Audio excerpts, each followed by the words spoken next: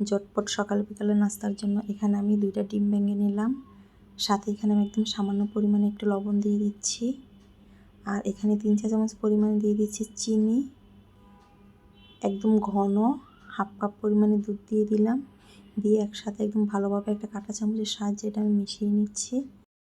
তো এটা আমার একদম ভালোভাবে মেশানো হয়ে গিয়েছে। এখন এখানে আমি কয়েক পিস পাউরুটির পিস নিয়েছি আর চুলায় একটা প্যানের মধ্যে সামান্য একটু তেল দিয়ে দিচ্ছি। তো তেলটা গরম হওয়ার পরে এখন পাউরুটিগুলো ডিম আর দুধের মিশ্রণের মধ্যে চুবিয়ে তারপরে এগুলো আমি ভেজে নিব। আর এই নাস্তাটা একদম সহজে বানানো যায়, খেতে অনেক বেশি মজার। এটা ঝটপট যে কেউ আসলে নাস্তাটা তৈরি করে দেওয়া যায়। আর এটা আমি প্রায় বিকালবেলা এটা নাস্তাটা আমি তৈরি করে থাকি। আর আমাদের বাসার প্রত্যেকেরই এই নাস্তাটা খুব বেশি পছন্দের।